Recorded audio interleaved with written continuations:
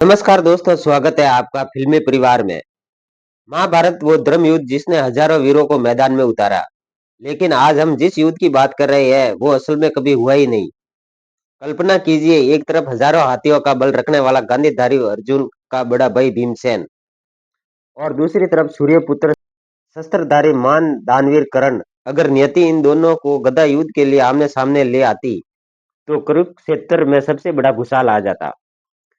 भीम का अदम्य शक्ति जीती या कर्ण का अचूक कौशल? आज हम दोनों के गुरु, उनकी तकनीकी और उनकी मानसिक शक्ति का वो विश्लेषण करेंगे जिसके बाद आप खुद तय कर पाएंगे कि विजेता कौन होता। चलिए शुरू करते हैं महाभारत का अनदेखा युद्ध। युद्ध की शुरुआत करते हैं भीम से। गदा युद्ध के इतिहास में यदि किसी को शुद्ध अपार शक्ति का प्रतीक माना जाता है तो वो है भीम। भीम का गदा गुरु थे बलराम, जो श्री कृष्ण जी के बड़े भाई और सर्वश्रेष्ठ गदाधारी थे। बलराम ने उन्हें गदा युद्ध की शिक्षा दी, लेकिन भीम का असली हथियार उनका प्रतीक बल था। कौरवों के साथ बचपन में हुई लड़ाई हो या राक्षसों को मारना, भीम की गदा हमेशा शक्ति का प्रदर्शन करती थी। भीम के पास टेक्निक से ज्यादा क्षमता थी। वह अपने प्रहारों में इतना बल डालते थे कि विरोधी की हड्डियां कांप उठती थी। सबसे बड़ा प्लस पॉइंट, दुर्योधन के साथ उनका अंतिम गदा युद्ध। भले ही भीम को श्री कृष्ण की ओर से संकेत लेना पड़ा हो, लेकिन वह दुर्योधन जैसे कुशल गदाधारी को अंत तक रोके रही। लेकिन भीम की कुछ कमजोरियां भी थी। अत्यधिक क्रोध में आना और क्रोध में टेक्निक भूल जाना। उनके प्रहारों में सटीकता कम और क्रूरता ज्यादा थी। अगर कर्ण ने चतुराई से लड़ा होता तो भीम का क्रोध उनके खिलाफ जा सकता था।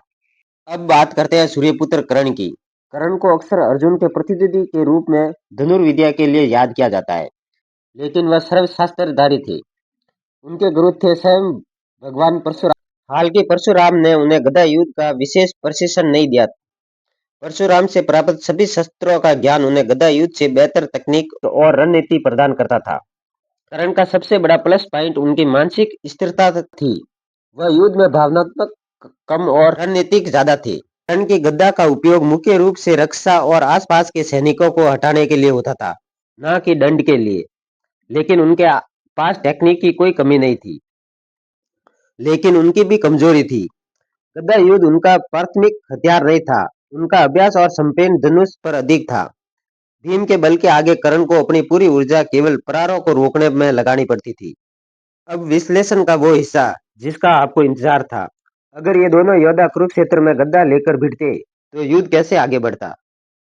पहला चरण, भीम अपनी पूरी शक्ति से हमला करते। कर्ण अपनी तकनीक का उपयोग करके इन प्रहारों को झेलते और चकमा देते। इस चरण में कर्ण रक्षात्मक रहते। भीम उन्हें थकान से तोड़ने की कोशिश करते।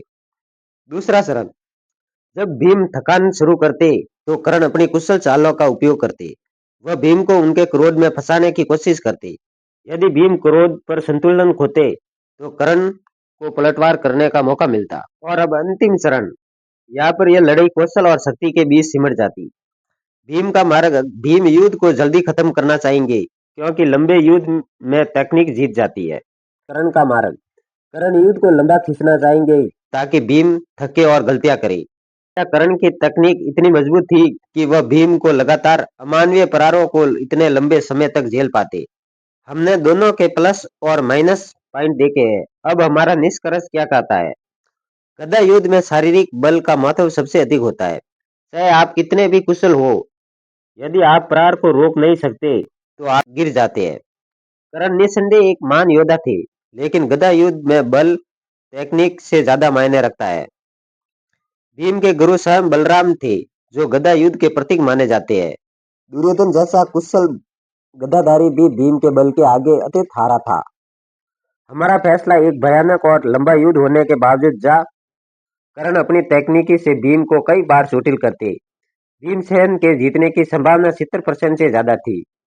भीम की अदम्य शक्ति अंत कर्ण की तकनीक पर हावी हो जाती।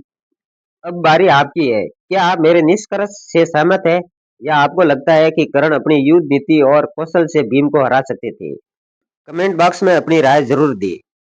अगर आपको महाभारत के ऐसे ही अनदेखे और गहन विश्लेषण पसंद है तो दोस्तों इस फिल्मी चैनल को सब्सक्राइब कर ले और बेल आइकन को दबा ले, ताकि आप अगला युद्ध विश्लेषण मिस ना करें। तो दोस्तों अभी के लिए इतना ही, मिलते हैं नेक्स्ट वीडियो में। जय हिंद, जय भारत।